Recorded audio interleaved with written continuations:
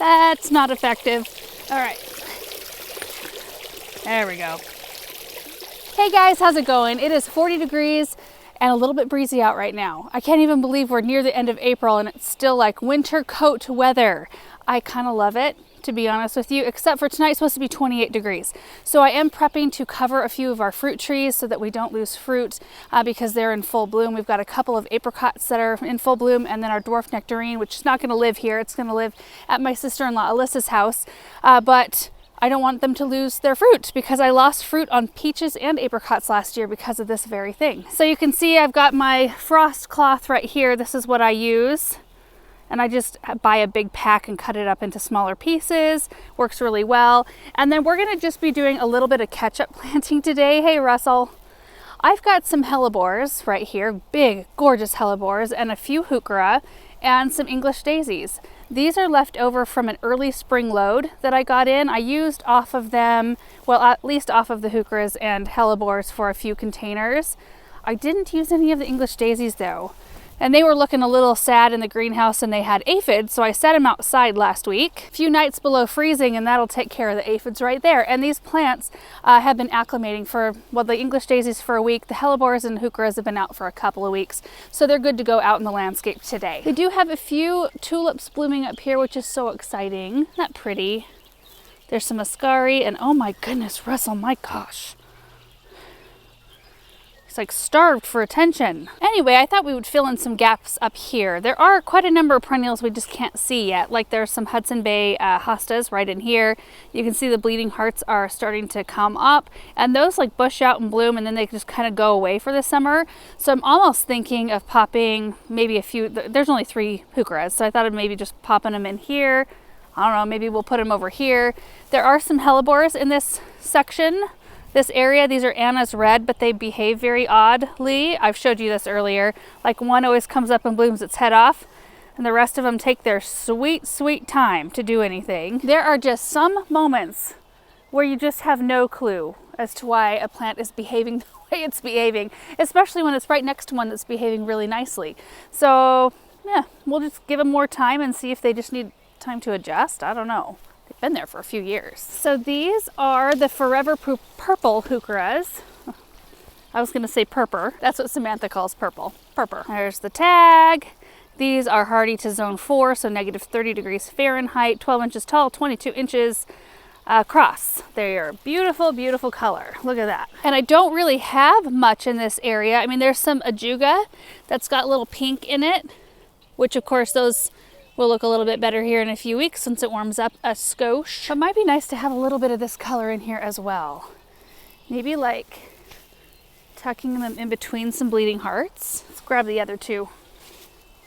And have a tag. Yes. Move it, Russell. Move it.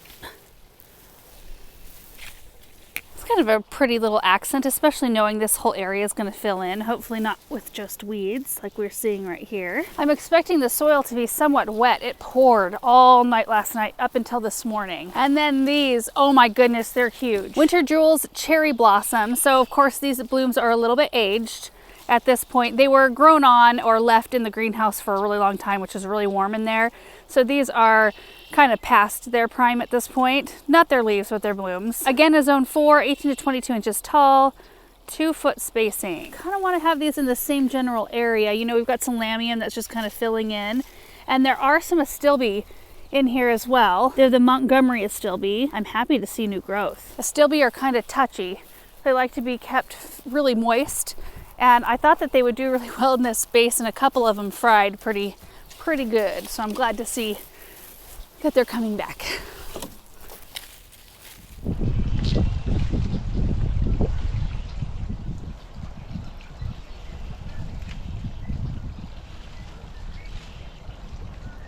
I think those will look pretty in this area. Just kind of fill in some space, add some color and some bulk. Whew. Fountain's done. And this right here is a Metamorphosa, Japanese maple, and I see new growth points all over it, which makes me very happy. I might have to clip a little of these top branches out. I forgot to pull this inside to protect it this winter. So here it sat, like completely exposed, And I'm really happy to see how much life is still left in this plant. Well, let's get all of these planted.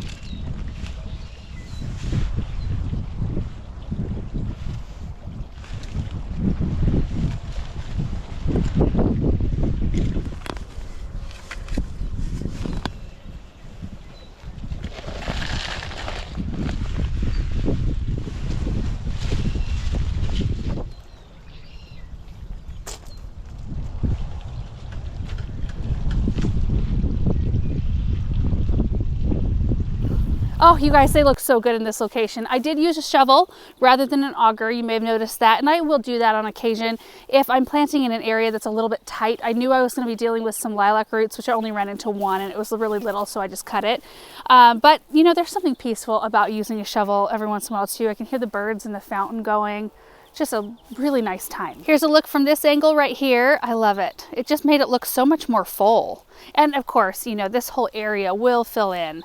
And that's the thing in the spring, you have to kind of resist the urge to pack your flower beds out even more because, like, you know, the corner looks so empty right now versus this, but it won't be very, very soon. So we've got the 3 Helleborus here, which kind of go in between. There's some Lamium in between. I'm hoping the Lamium fills in all around here.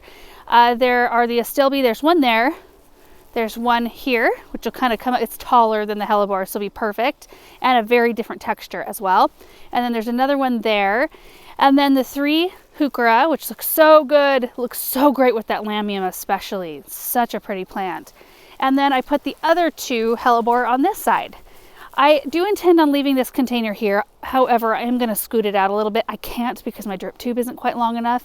It is attached to the drip system. You can see like the little black tube right there. It's attached to a drip line that runs right behind this bleeding heart. It's a little bit too close to this. I did this project after these had already disappeared for this season. So anyway, got a little bit close. So I will scoot that out a little bit. And then we've got a bottle brush right here. Can't remember, Legends of the Fall, I think, or something like that. Legend of the Fall. Anyway, 2 Helleborus to fill in back behind, and that'll add a lot more spring interest in this area. We could probably add like some snowdrops or something in here this next fall. That would be very, very pretty. Okay, now we have the English Daisies, which just bloom in the spring, and they don't get very big. So 6 to 10 inches tall, 8-inch spacing, hardy to -30. Did I already say that? I may have already said that. Anyway, they are a mixture of bloom colors, white, there's some pink, and there's also some like deeper pink almost on the red side of things, but I think it's a very sweet looking mix. I am going to resist the urge right now because I do want to put them in here, and I know I shouldn't. So we're gonna go find a spot out in the south garden. All right, I found my spot. We're out here in the south garden. You can see the tiger eye sumacs right there. There's a Scotch pine. This is a blue muffin viburnum. It took me a second to remember. I do have some things planted in here for spring interest. As you can see, there are some alliums coming up here. There are tulips coming in. There's leucogym, the snowdrops coming in right there. Tons of tulips in this space. But I thought it might be nice to have a little group of the English daisies right here. We've got some asters, which is fall interest, summer and fall, right back in here. There, can't remember. Is it monk? M-U-N-C-H or M-O-N-C-H, I can't remember, but it's a purple aster. It's really pretty. And then we've got White Wands Veronica, which is summer through fall interest as well. So I'd like to have a little spring perennial right here. Oh, they need to be groomed. But if we just tuck those in, we just have a little drift of them right here. Instead of placing the plants and then digging the holes, I think I'm just gonna dig all the holes real quick. I need to do 10 of them, right? 2, 4, 6, 8, 10. Yep, 10. I did bring my auger out for this because I don't have to worry about making a mess. There's not as much around it. I'll just pick this one right back up.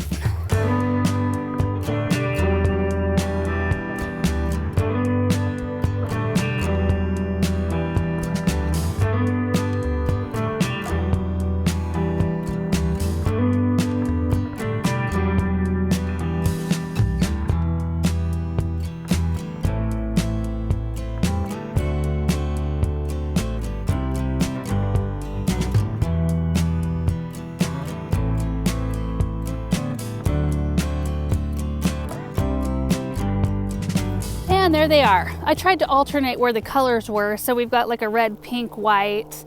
There's a red and a white together, a red over here, pink back there.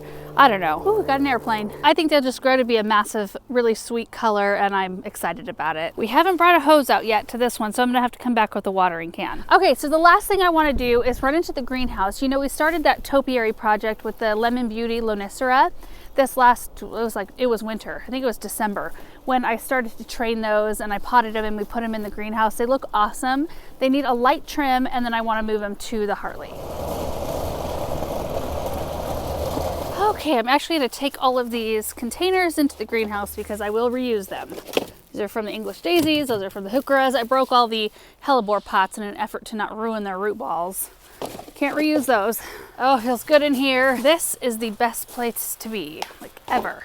I love it. It is currently 69 in here.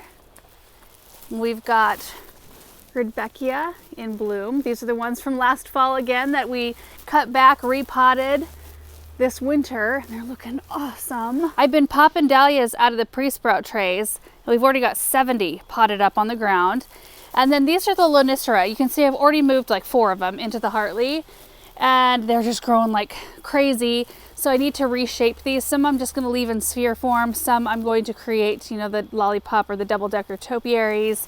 Anyway, I'd like to get these moved because we do need the space in here. Look at the pomegranates, you guys. Look at how gorgeous these buds are. They're about ready to pop. This one as well. These are the Pepe La Pomme. They're little mini pomegranates. They're more for ornamental than anything else. I picked them up this last fall/winter. Everything was this last fall, winter. Potted them up. They completely defoliated. Lost every single one of their leaves. And they looked bad for several weeks. And I thought, well, we'll just see what happens. And lo and behold, they pushed new leaves and now they're getting ready to bloom. Plus just scads of seedlings. Looking just so great. The honeywort looks awesome. All the snapdragons over there. And over here, quick little mini tour. Look at the hollyhocks that we potted up. They've gotten huge. I'm so excited to plant this stuff out. There's some of the zinnias we started. Rosella hibiscus. Whole bunch of other stuff. More zinnias from the other day. Look at our geraniums. Oh my goodness, they're just massive. They need to be repotted again. We've got our ranunculus pre-sprout trays, which I actually had planned to plant these today because they're starting to push green growth. But then I saw that 28-degree night, and then tomorrow night is supposed to be 30, and then we're supposed to be out of the freezing temps at least. But the next 10 days looks so nice. It's going to be in like the 50s, low 60s, and 40s at night. That is my jam. I love the weather. Sweet peas looking awesome as well. Anyway, I think we'll just load up these Lonicera. Well, maybe we'll trim them in here. We'll trim them in here at the table, and then we'll load them up and move them to the Hartley. That way I don't have to clean up a mess in the Hartley. Okay, let's add these to the mix over here.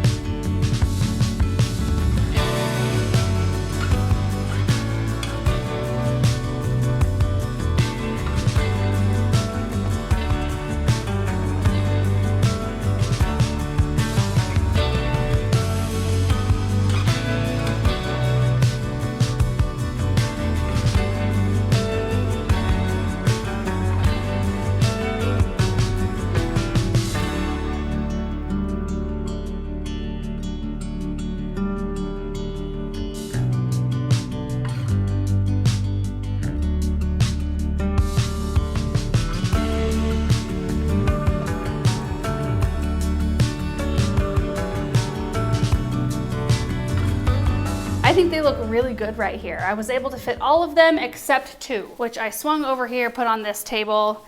The taller one was just too tall for either one of the shelves, and then this one I just ran out of space. But ever since we moved the seed starting out of this area, you know, we started all of our geraniums and artichokes in here, you know, that kind of freed up some space. They look so fun though. The grape ivy has grown quite a lot. It's dangling a lot more than before.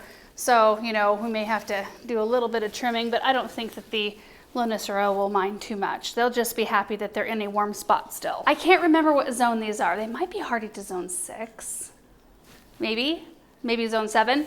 Some years I don't think that they would survive outside, but some years they will. Like we planted one out of the same flat that these came out of in the vegetable garden in the center container, and it's leafing out. It's coming back. So I just didn't really want to, 1, risk it, and 2, I thought it would be a very fun experiment to see if we can make topiaries out of these, because I've never seen Lonicera topiaries before, at least, you know, coming into the garden center or any place around here. So it's been a fun one, and they are starting to take form. I mean, based on what they look like when we started this project, they were a wild, big, manging mess. And some of them were more skimpy, I guess, than others. Some of them were more robust right from the beginning, but I'm really happy with how they're doing. Now, I didn't have enough saucers that are the right size, so we'll have to pick some up at the garden center, which we're planning to go there today later on. So we've got 1, 2, 3, 4, 5, 6, 7, 8 that we're gonna need to get saucers for. Everything else is looking really good in here. I did move the crocodile fern, which we had on that table next to the coral colored geranium.